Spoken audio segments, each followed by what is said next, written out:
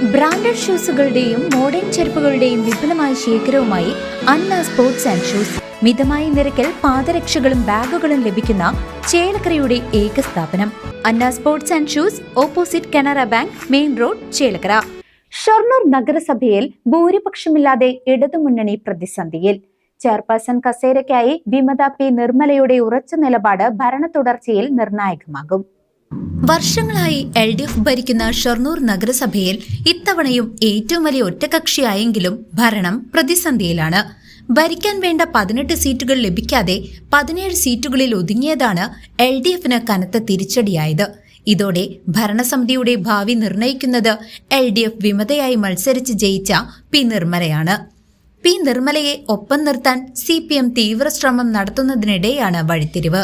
വനിതാ സംഭരണമുള്ള നഗരസഭാ ചെയർപേഴ്സൺ സ്ഥാനം തനിക്ക് നൽകണമെന്നാണ് നിർമ്മലയുടെ ശക്തമായ ആവശ്യം. വിജയം എന്ന് പറഞ്ഞിട്ടുണ്ടെങ്കിൽ എന്റെ നാട്ടിലെ എന്നെ സ്നേഹിക്കുകയും ജനാധിപത്യത്തെ സ്നേഹിക്കുകയും ചെയ്യുന്ന ആളുകളുടെ ഒരു വിജയമായിട്ടാണ് ഞാൻ കണക്കാക്കുന്നത്.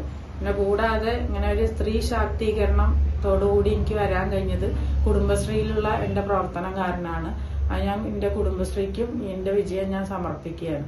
ഇനിയുള്ള കാലത്ത് ഇനി ഒരു വെറും കൗൺസിലറായി തുടരേണ്ടി വന്നാലും വളരെ നല്ല രീതിയിലുള്ള പ്രവർത്തനം ജനങ്ങളുടെ ഇടയിൽ കാഴ്ചവെക്കും എന്നുള്ളതാണ് എനിക്ക് പറയാനുള്ളത്. പാർട്ടി തലത്തിൽ നടപടി വരില്ല. ഞാൻ നിലവിൽ മെമ്പറല്ല, പാർട്ടി മെമ്പറല്ല. ശത്രുക്കൾ എന്ന് പറഞ്ഞിട്ടുണ്ടെങ്കിൽ പാർട്ടിയുടെ ശത്രുക്കളാണ് അവര്. പാർട്ടിയുടെ പരിവേഷം അണിഞ്ഞിട്ട് പാർട്ടിയെ നശിപ്പിക്കാൻ വേണ്ടി ആ പ്രദേശത്ത് പ്രവർത്തിക്കുന്ന 2-3 ആളുകൾ, പ്രത്യേകിച്ച് ചില വ്യക്തികളുടെ പ്രവർത്തനത്തിന്റെ ഫലമായിട്ടാണ് ഇപ്പൊ നമുക്ക് ഇങ്ങനെയൊക്കെ ചെയ്യേണ്ടി വന്നത്. അവരിത് പാർട്ടിയാണെന്ന് പറഞ്ഞ് നിൽക്കുന്നതോടൊപ്പം തന്നെ പാർട്ടീനെ നശിപ്പിക്കാനുള്ള പ്രവർത്തികളാണ് അവരുടെ ഭാഗത്തു നിന്ന് ഉണ്ടായത്. എന്നെ ഒരു സ്ത്രീ എന്നുള്ള പരിഗണനയും കൂടി തരാതെ വളരെ അധികം എന്നെ അപമാനിക്കുകയും ജനങ്ങളുടെ ഇടയിൽ വളരെ അപവാദങ്ങൾ പ്രചരിപ്പിക്കുകയും ചെയ്തിട്ടുണ്ടായിരുന്നു. പക്ഷെ ജനം അതൊക്കെ തികഞ്ഞ അവജ്ഞയോടെ തള്ളി. അതാണ് എന്റെ വിജയം. അങ്ങനെയാണ് ഉണ്ടായിട്ടുള്ളത്. ഈ ആവശ്യം അംഗീകരിച്ചില്ലെങ്കിൽ മുൻ കൗൺസിലറായ CK സൗമ്യയ്ക്ക് പാർട്ടി സീറ്റ് നൽകിയാൽ താൻ BJPയെയും UDFനെയും സമീപിക്കുമെന്നും നിർമ്മല പാർട്ടി നേതാക്കളെ അറിയിച്ചതായി സൂചനയുണ്ട്.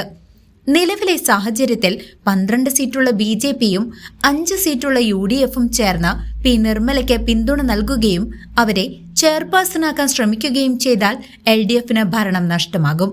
കഴിഞ്ഞ തവണയും 17 സീറ്റുണ്ടായിരുന്ന LDF SDPIയുടെ പിന്തുണയോടെയാണ് ഭരണം നിലനിർത്തിയത്.